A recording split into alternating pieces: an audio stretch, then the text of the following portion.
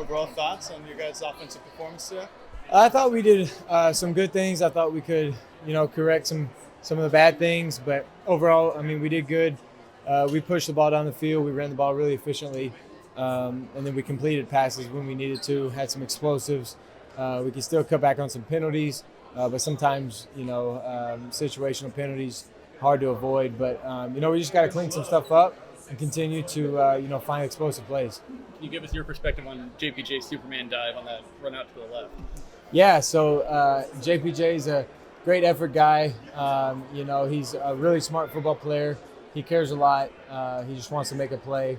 I saw it right in front of me. He kind of did it. I think he was trying to take out two guys at once and just missed a little bit. A lot of outside noise this week because of the opponent. You're obviously used to that. You know how to block it out. A lot of the young guys on this team may not know how to do that. How are you, as a leader on this team, to be able to help them with that process? It just starts at practice. Start showing up and just putting our head down and going to work. There's a lot of things, like I said, as a team we can correct and fix. And, it's just eliminating the chatter, eliminating the noise, doing our best as a team to eliminate it overall. And then, when it's time to work, just really keep the main thing and, just go back to work for ourselves and correct ourselves. You obviously dealt with quite a bit of that at Auburn. At what point in your career did you feel comfortable just kind of like shutting down the outside noise and just focusing on that week? My freshman year, a lot of ups and downs. I had some really good moments and then had some tough losses. So during my freshman year, you kind of have to learn to get off social media. You got to, delete it so you aren't even tempted to get on it. And, once that happens, you can hear some chatter, but really you're keeping the main thing. The focus is on the preparation and on the game. No turnovers so far this year for you guys. How much is that? Oh, why'd you jinx it? Come on. No, I'm kidding. How much of that is something that you guys talked about in the offseason with Coach Stein? We talk about that, every day. That's our main goal. We want to play clean. And the number one way to play clean is not turn the ball over, not give them easy possessions. So it's important for us. We work at it. We put an emphasis on it. And so it's one thing that we hope to continue to do because that's why we're playing very efficiently. What has helped Tez kind of come in? Obviously, you know him super well, but come in and just be able to do this much for you guys, especially over the last 2 weeks. He's really stepped up. Well, he just provides, something different out there at receiver. We really have a lot of big, explosive playmakers at receiver. Obviously, Trey showed another one tonight. Troy's explosive on any play. And then GB, he hasn't, that first game, he had a lot of touches. We got to get him, more involved. But all those guys they do a really good job of just when their number's called, they go out there and make a play, and they feed off of each other. And so Tez does a really good job of feeding off those other guys, and those other guys do a good job of feeding off of him. And that whole room, I'm excited to see them continue to build and grow and get better as a unit because they definitely help me. How would you describe what's going on in Colorado and what Dion has brought to that program? It's awesome. I don't know if I've ever seen it happen before. A complete turnaround of a program. That's really hard to do in college football, especially in today's day and age.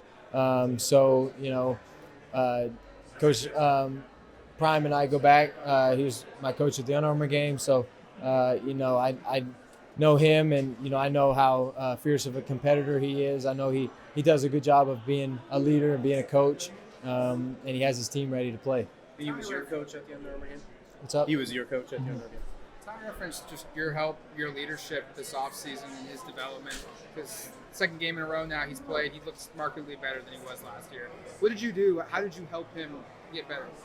Well, I didn't do much. All I did was kind of, I guess, encourage him. And, he's made strides himself. He's, I would agree. He's a complete person. He looks calm back there. He just does what he does at practice. And he goes out there and plays hard. He does a lot of efficient things. And, he gets the ball out.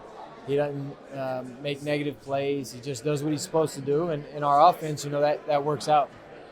Have you had a chance to watch Colorado much at all defensively in terms of like what Charles Kelly's running? Is that similar to what Pete Golding was running at Bama? Is that similar to what Tosh runs? Is it totally different? Have you had a chance to watch that? I haven't watched much. Obviously, just seen some highlights. Haven't seen a lot of defensive angles. But, with his background, I'm sure he does a lot of those different trees. I'm sure he's got a lot in his toolbox. He's coached a lot of football. I have a great respect for him, and they're going to have a good defense. Because of your relationship with Tez, I'm sure you had ideas about what it would be like to throw touchdowns to him. How has that kind of lived up to your expectations? And do you allow yourself to get a little bit, I don't want to say more excited when it's him on the receiving end, but does it feel a little bit special to you at all out there? It's definitely special. I'm definitely excited. And, for him, I just, been able to, watch him, grow up and develop. And, it's just rewarding to see guys like that with the path they've taken, have success on the football field. And, you could say that for a lot of guys, on our team. I feel like each week somebody else is doing something special.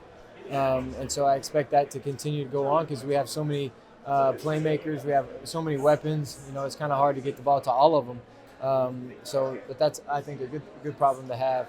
But I just proud of him, proud of his work ethic. Now he's going to have to really continue to push and grow himself and continue to get better and not settle.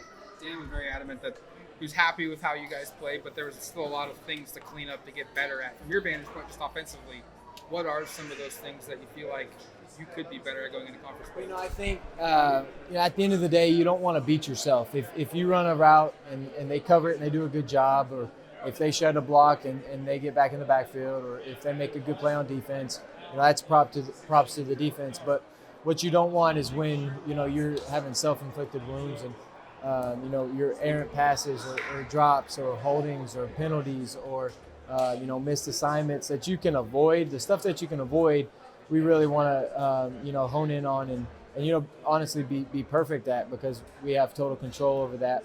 And the other situational stuff, it happens. You just move on and find ways to find solutions when the problems are there. But overall, we just got to continue to play clean, continue to own the ball, continue to not have any turnovers, and just continue to do what we do offensively, and the rest will pan out. You haven't been running the ball as much this year. Is that something by design, or is it just something about taking what the defense gives you? That's taking what the defense gives you. It's early in the season, a lot of football left, and so obviously the plays call, and you just go out there and get the job done, whatever that's however that works. I felt like I did a good job running the ball last week, so that's going to continue to show up, and when the opportunity is there, got to hit them.